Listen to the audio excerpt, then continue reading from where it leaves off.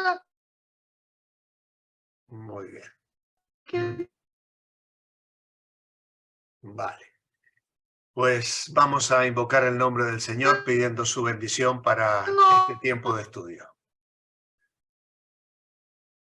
Amado Padre, gracias. Queremos darte por esta tarde y noche para algunos de nosotros. Gracias por los hermanos que nos acompañan en la distancia. Gracias por los que están aquí más cerca.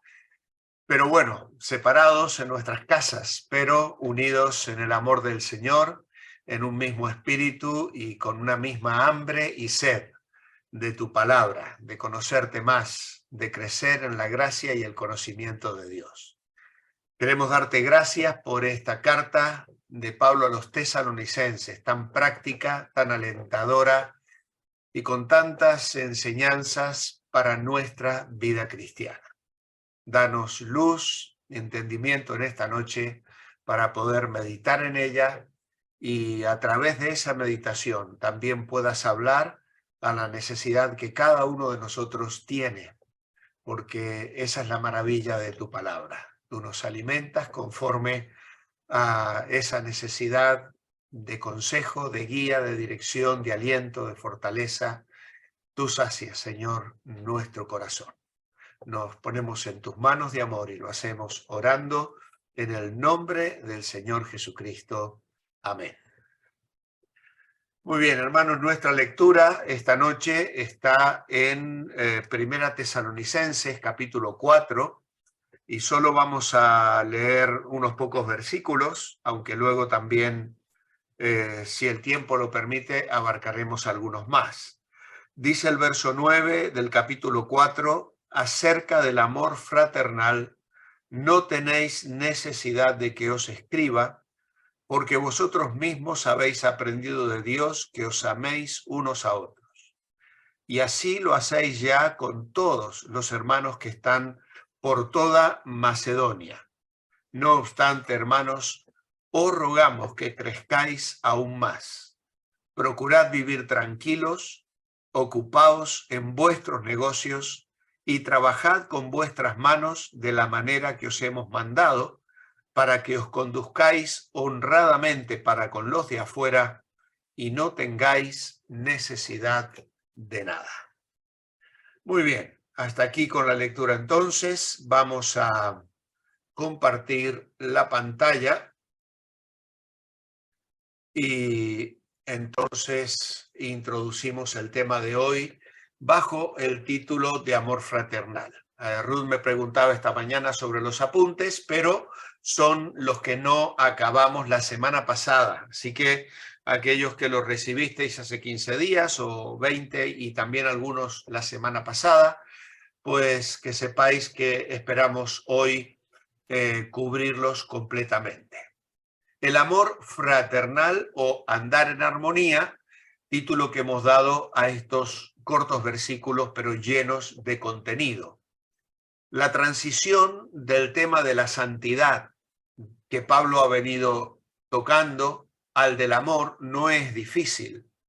Hemos estado considerando la importancia de la pureza sexual en ese llamado tan directo que Pablo hace en los primeros 8 versículos, y también poniendo el énfasis en que nuestra respuesta a ese llamado, a esa orden, a ese mandamiento de vivir en santidad, es una respuesta que hacemos al mismo Dios. Y aquí en este versículo 8 que hoy no hemos leído, dice: así que el que desecha esto no desecha a ningún hombre, sino a Dios, que también nos dio su Espíritu Santo.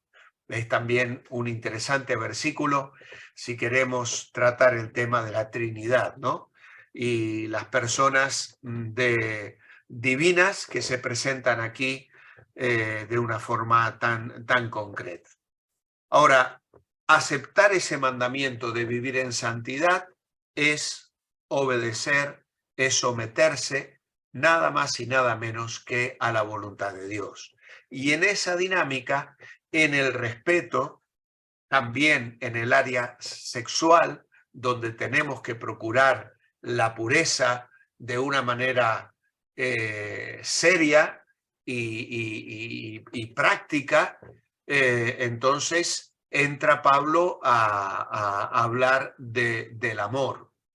Ya lo había señalado en la oración con la que acaba el capítulo 3, en el versículo 11 al versículo 13, Pablo también habló acerca del amor y oraba por esto, que el mismo Dios y Padre nuestro y nuestro Señor Jesucristo dirija nuestro camino a vosotros y que el Señor multiplique y haga abundar el amor entre vosotros y hacia los demás, así como también nosotros os amamos a vosotros. Así que esta idea de vivir y de abundar en amor vuelve a ponerse sobre el tapete.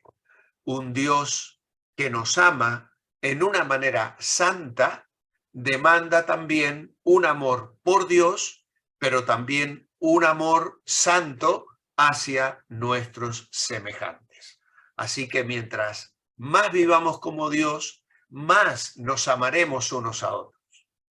Y precisamente si el creyente ejercita ese amor, no pecará contra su hermano, y especialmente en el área sexual.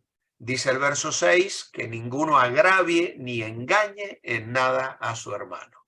Por lo tanto, cuando estamos abusando o estamos manipulando sexualmente a alguien del sexo contrario, estamos dejando de amarle. Si le estamos incitando al pecado, si estamos nosotros teniendo una actitud pecaminosa, estamos manifestando egoísmo y pecaminosidad. No solo estamos quebrantando la santidad, estamos también quebrantando el amor. Pablo entonces menciona estos 5 elementos en los que nos vamos a ocupar a continuación, que colaboran en la unidad práctica de un cuerpo de creyentes, de una iglesia local. Y el primero de ellos, dice Pablo, es el amor. Aprendisteis de nosotros, que os améis unos a otros. Aprendieron de Dios, ellos también habían aprendido de Dios esta dinámica de la vida cristiana. Es interesante destacar aquí, aunque no lo tenéis remarcado en el apunte, pero quizá en esta zona blanca que tenéis al lado podéis apuntarlo.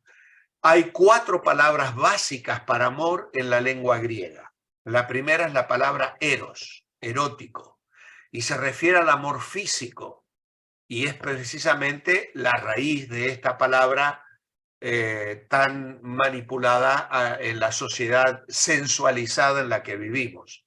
Este amor no es necesariamente pecaminoso, porque forma parte también de aquello que Dios nos ha dado para disfrutar dentro de los placeres lícitos de la vida matrimonial. Y no necesariamente cuando hablamos de algo erótico estamos hablando de algo pecaminoso, aunque en los días de Pablo esta palabra hacía énfasis en lo sensual.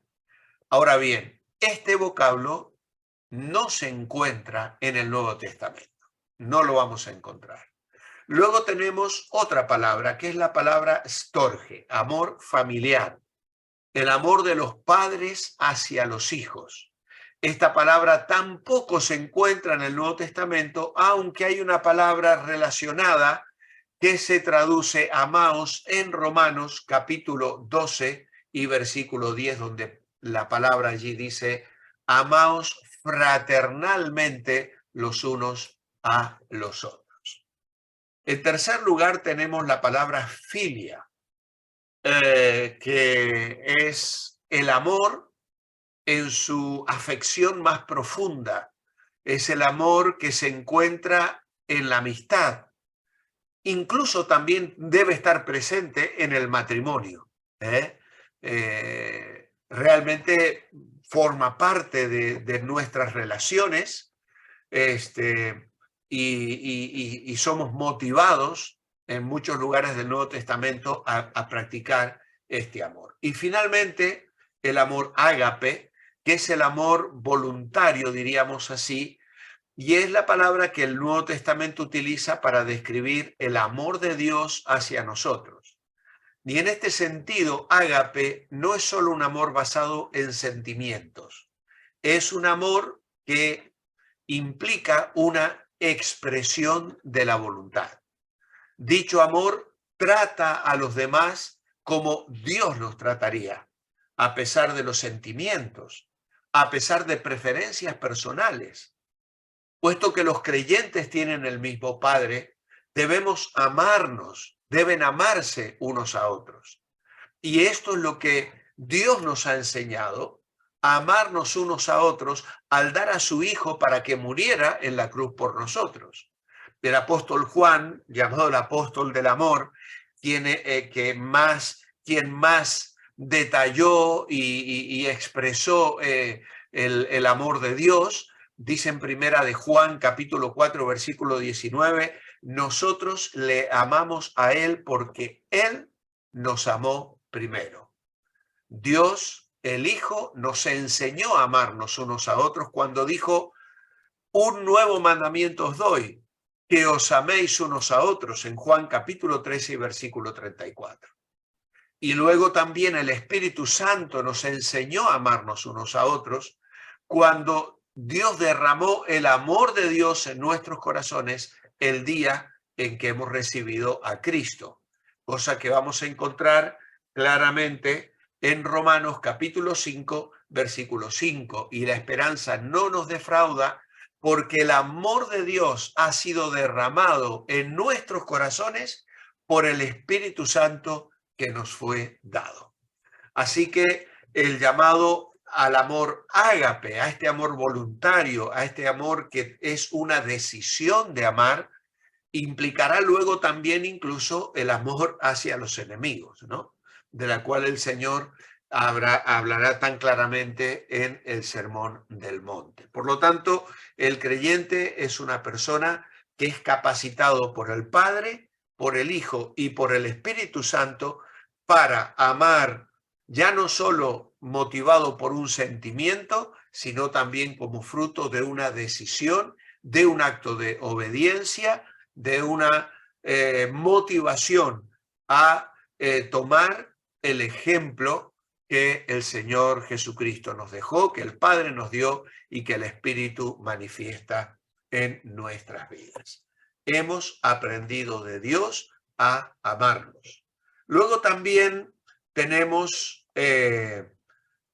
la tranquilidad, de la que habla en el verso 11. Procurad vivir tranquilos, tranquilos. Esta tranquilidad tenemos que procurar tenerla. Hay un esfuerzo, hay un trabajo que tenemos que hacer para alcanzarla. Luego tenemos la laboriosidad. Tenemos que ocuparnos en nuestros negocios, dice aquí, y trabajar con vuestras manos de la manera que os hemos mandado. Por lo tanto, tenemos aquí un conjunto de cosas que forman parte de la experiencia cristiana, andando en el amor de Dios, procurando estar tranquilos, ocuparnos en nuestras tareas y responsabilidades de una manera efectiva, coherente, pero también viviendo con honestidad, para que os conduzcáis honradamente con los de afuera y no tengáis necesidad de nada. Así que el término amor fraternal que Pablo ha utilizado en el versículo 9 se refiere al amor que debe existir entre los hermanos y hermanas de una unidad familiar. La iglesia además debe de ser presentada en el Nuevo Testamento como un cuerpo, es vista también como una familia. Somos una familia, la familia de Dios. La palabra hermanos que Pablo utiliza en el versículo 10 significa literalmente de la misma matriz. Los cristianos deben ser devotos los unos de los otros como miembros de una familia unida.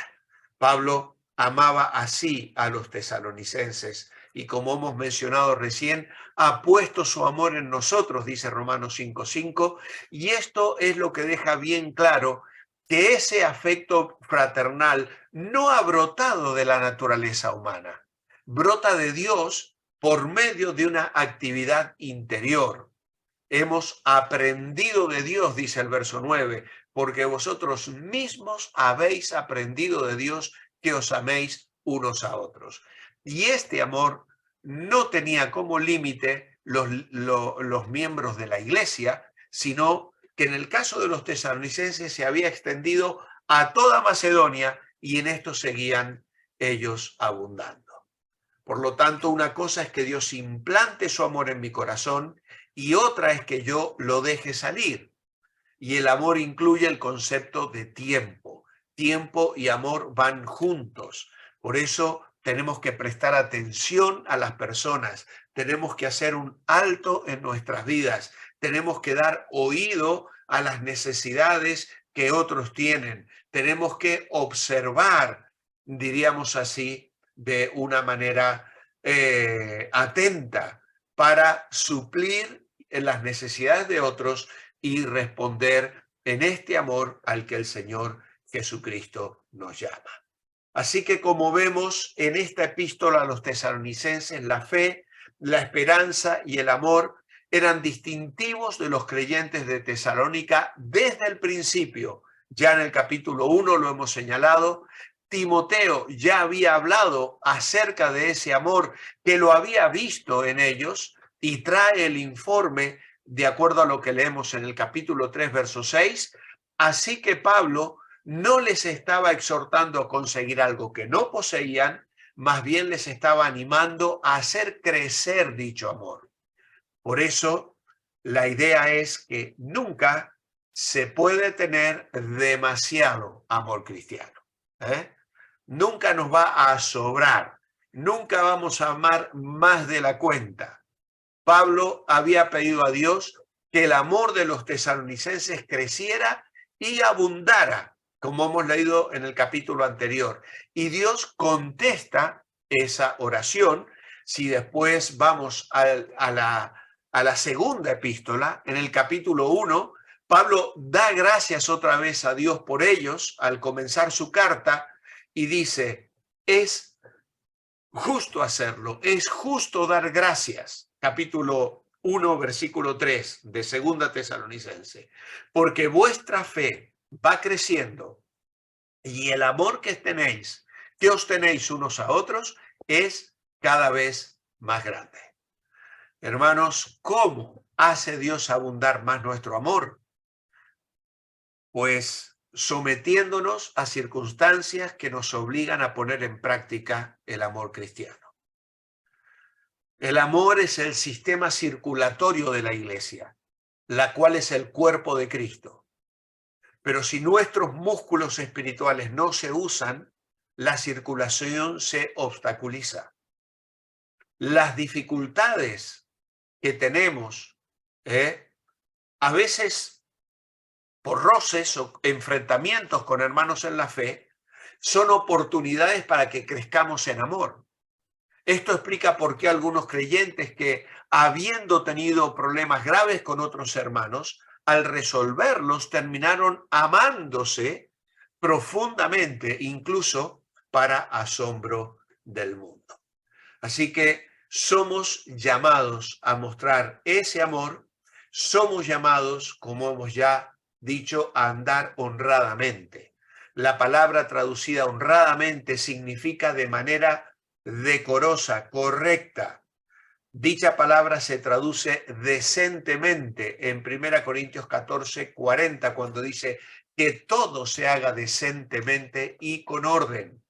Y el énfasis está en el testimonio de los creyentes hacia aquellos que se encuentran, obviamente, dentro de la comunidad, pero también fuera de la comunidad cristiana. Los de afuera, dice, describe a los que no son creyentes en el versículo 12, para que os conduzcáis honradamente con los de afuera.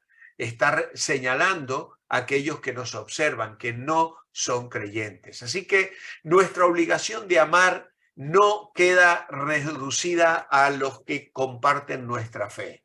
Tiene que ver con el buen testimonio ante el mundo. Y la preocupación de Pablo era que los creyentes de Tesalónica trabajaran para ganarse la vida, no de vivir de arriba dependiendo de los incrédulos. Ellos debían tener una ambición de tener una vida tranquila, y esto incluso parece una paradoja, porque si uno es ambicioso, su vida probablemente no será tranquila, pero el énfasis está en la tranquilidad de mente y de corazón, la paz interior que capacita al creyente para vivir la vida cristiana por medio de su fe en Cristo, lo cual envuelve toda su actividad. El apóstol no quería que los creyentes causaran problemas al dejar de trabajar para ganar su pan cotidiano. Se nos dice que los griegos despreciaban el trabajo físico y dejaron que lo hicieran los esclavos. Pablo les dio a los tesalonicenses un buen ejemplo. Él trabajaba con afán fabricando tiendas de campaña, como lo ha señalado en el capítulo 2, y él luego lo recordará en su segunda carta en el capítulo 3, versículos 6 al 15.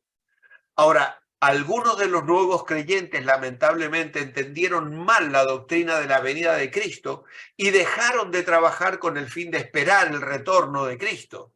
Pero claro, eso significó que tenían que recibir ayuda financiera porque, claro, no ganaban lo suficiente para sostener a sus propias familias.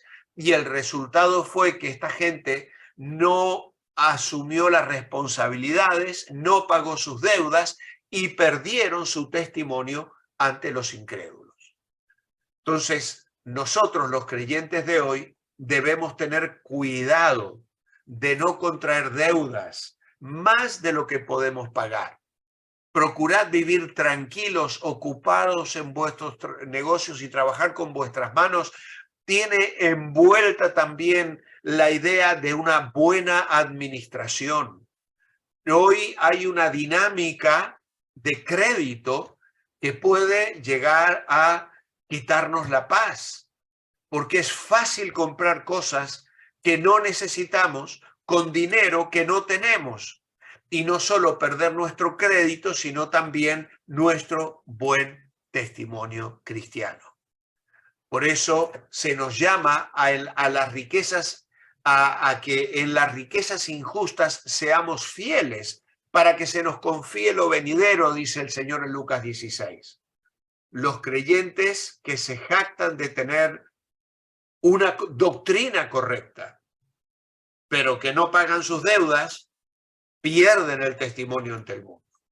Por lo tanto, debemos ocuparnos en nuestros asuntos, trabajar con nuestras manos y vivir responsablemente, porque la gente ociosa vive entremetiéndose en lo ajeno y causando problemas a todos. Y esto va a pasar con los tesalonicenses. Más tarde, en la segunda epístola, en el capítulo 3, dice: oímos que algunos de entre vosotros andan desordenadamente, sin trabajar y metiéndose en todo. Y luego el propio Pedro, en la primera epístola, capítulo 4, versículo 15, dice: así que ninguno padezca por entremeterse en lo ajeno. Así que somos llamados a ocuparnos en los negocios del Padre y a trabajar en nuestros propios negocios, procurando vivir con tranquilidad y no meternos en aquello a lo que nadie nos llama. Como creyentes debemos ser cuidadosos con nuestras relaciones con los de afuera. Se necesita gracia y sabiduría espirituales para tener contacto sin contaminarnos y para ser diferentes, sin ser ni críticos ni orgullosos. Andad sabiamente con los de afuera, dijo Pablo escribiendo a los colosenses en el capítulo 4 y versículo 5, redimiendo el tiempo.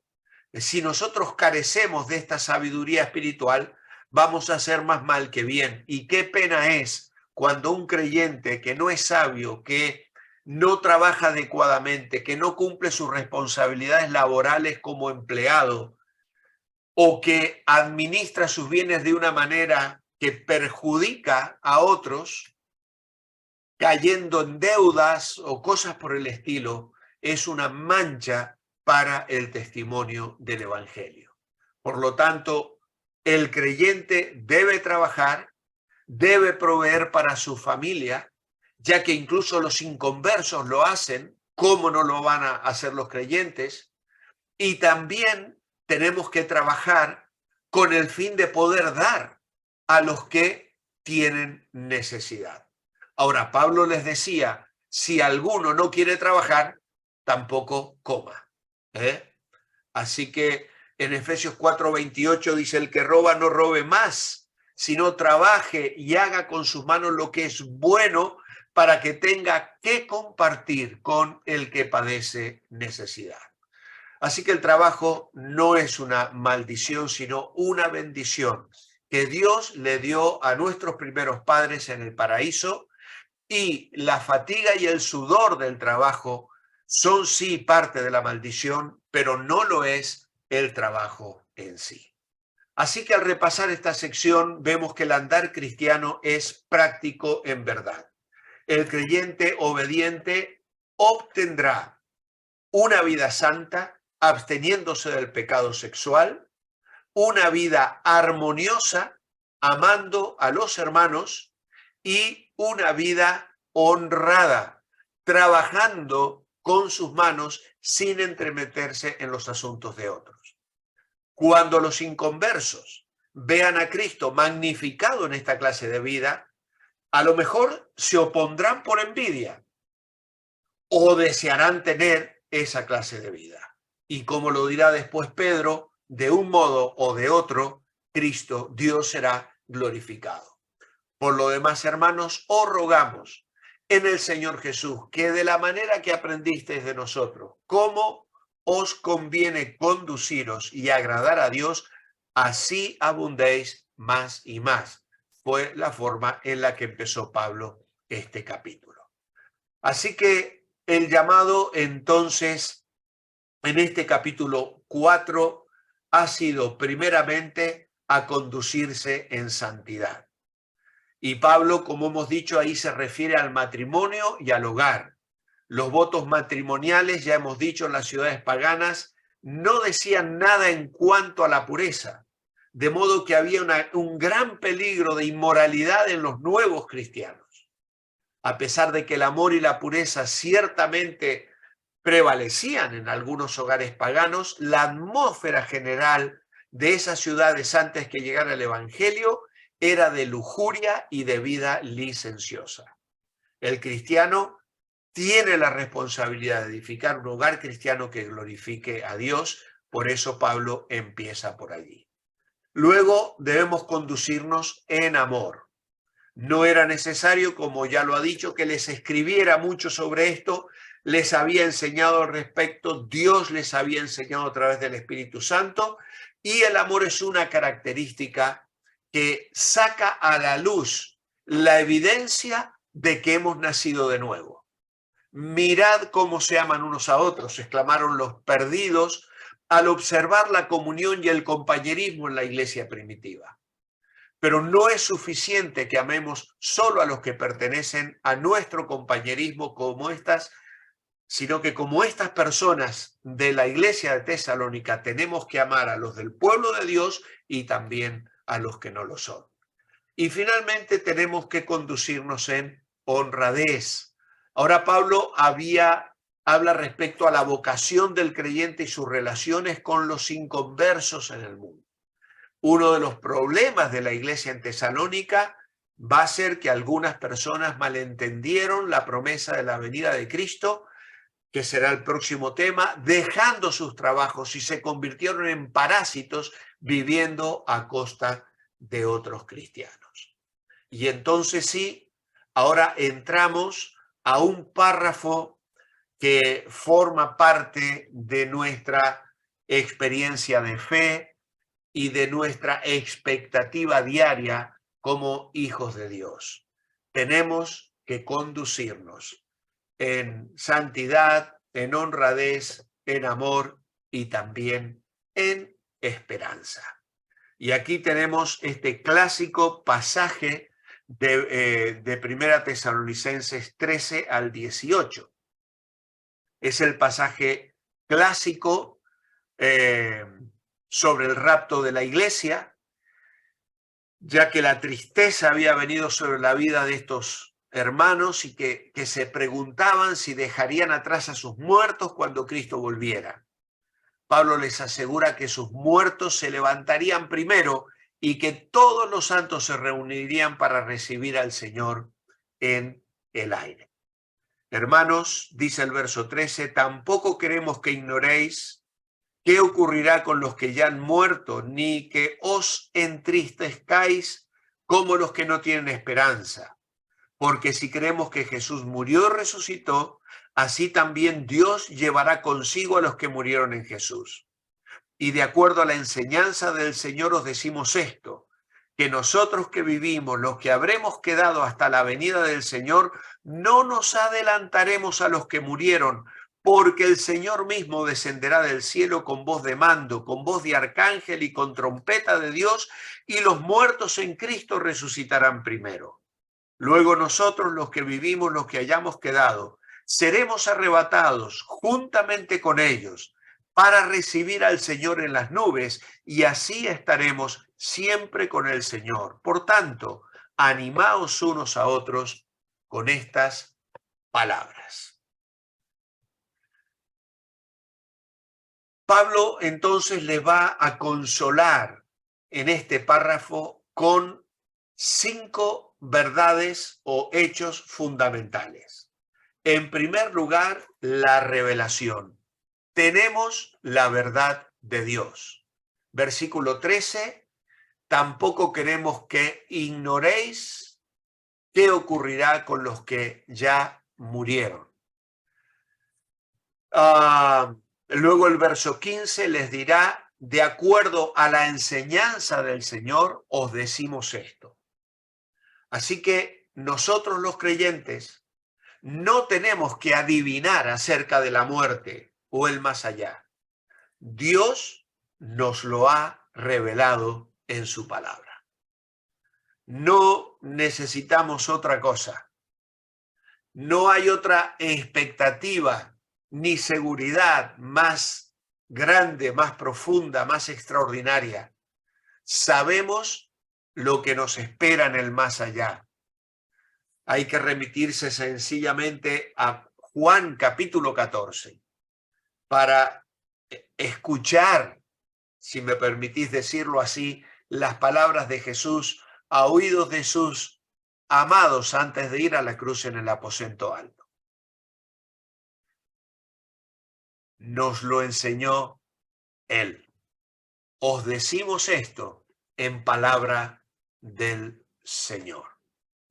Luego, no solo tenemos la verdad de Dios, tenemos también la seguridad del retorno. Cristo viene otra vez. Si creemos que Jesús murió y resucitó, así también Dios llevará consigo a los que murieron en Jesús. Y de acuerdo a la enseñanza del Señor os decimos esto, que nosotros que vivimos, los que habremos quedado hasta la venida del Señor, no nos adelantaremos a los que murieron. Así que hemos notado el énfasis sobre el retorno de Cristo en las cartas de Pablo a los tesalonicenses. En cada capítulo él lo mencionó. Él relacionó la venida de Cristo con la salvación. Versículos 9 y 10 del capítulo 1, donde dice allí que ellos esperaban de los cielos a su Hijo, el que resucitó de los muertos, a Jesús, quien nos libra de la ira venidera o del castigo venidero. Luego relacionó la venida de Cristo con el servicio. En el capítulo 2, versículos 19 y 20, habla allí de cómo él espera sentirse orgulloso, diríamos así, engalanado con la vida, con el testimonio. Vosotros sois mi esperanza o gloria o corona de la que me gloríe en el día de nuestro Señor Jesucristo. Así que la relación allí al servicio, y luego en el capítulo 3 la relación a la firmeza, que lo hemos ya mencionado esta noche. Dice el versículo 11 al 13, vamos a mencionar solo el 13, para que se afiancen vuestros corazones y seáis santos y irreprochables delante de Dios nuestro Padre en el día que venga nuestro Señor Jesucristo con todos sus fieles. Así que esta relación de la venida de Cristo con la salvación, con el servicio y con la firmeza en la vida cristiana, ahora Pablo la va a relacionar con el dolor, con la necesidad de consuelo, y va a mostrar cómo la doctrina de la venida de Cristo puede consolar al que sufre. Y entonces allí Pablo habla de la resurrección. Los muertos en Cristo resucitarán. Ya hemos leído el versículo 15 y el 16 dice, porque el Señor mismo descenderá del cielo con voz de mando, con voz de arcángel y con trompeta de Dios, y los muertos en Cristo resucitarán primero. Cuando Cristo venga en el aire, exclamará con voz de mando, y los muertos en Cristo se levantarán. Ahora, esto no quiere decir que juntará los elementos del cuerpo otra vez, pues la resurrección, hermanos, no es una reconstrucción. A veces hay personas que preguntan sobre la incineración, o hay personas que preguntan sobre el tema de los que mueren en el mar, por ejemplo, en naufragios y nunca más se rescatan sus cuerpos. Lo que pasó en Nueva York con las Torres Gemelas, miles de personas que literalmente se convirtieron en polvo ante aquella masacre y destrucción. Y entonces, ¿qué pasa? No hay una tumba donde ir a llorarles, no hay un lugar donde podamos depositar sus cuerpos. Hermanos, la resurrección no es una reconstrucción. Pablo arguía en favor de la resurrección en 1 Corintios 15, señalando que la resurrección del cuerpo humano es como una planta que brota de una semilla. La flor no es idéntica a la semilla que fue plantada. A veces ni siquiera la planta. Sin embargo, hay una relación íntima entre la semilla y la planta. Y en este sentido, el creyente recibirá un cuerpo no reconstruido, sino glorificado, como el del Señor. Filipenses 3, 20-21 dice, mas nuestra ciudadanía está en los cielos, de donde también esperamos al Salvador, al Señor Jesucristo, el cual transformará nuestro mísero cuerpo en un cuerpo glorioso semejante al suyo, por el poder con el cual puede también sujetar a sí mismo todas las cosas. Y luego hay un largo párrafo allí en 1 Corintios 15, 47 al 58, donde Pablo habla del terrenal y los celestiales, y habla de la carne y de la sangre, de la corrupción, de la incorrupción, y finalmente habla de la transformación en un instante, en un abrir y cerrar de ojos, cuando suene la trompeta final, porque tocará la trompeta y los muertos serán resucitados incorruptibles y nosotros seremos transformados. Así que en este sentido, el cadáver, podemos pensar, es la semilla que se siembra en la tierra y el cuerpo de resurrección es la flor que brota de aquella semilla. Luego tenemos también la expectativa maravillosa del arrebatamiento. Los creyentes serán arrebatados. Versículo 17. Luego nosotros, los que vivimos, los que hayamos quedado, seremos arrebatados juntamente con ellos para recibir al Señor en el aire, y así estaremos siempre con el Señor.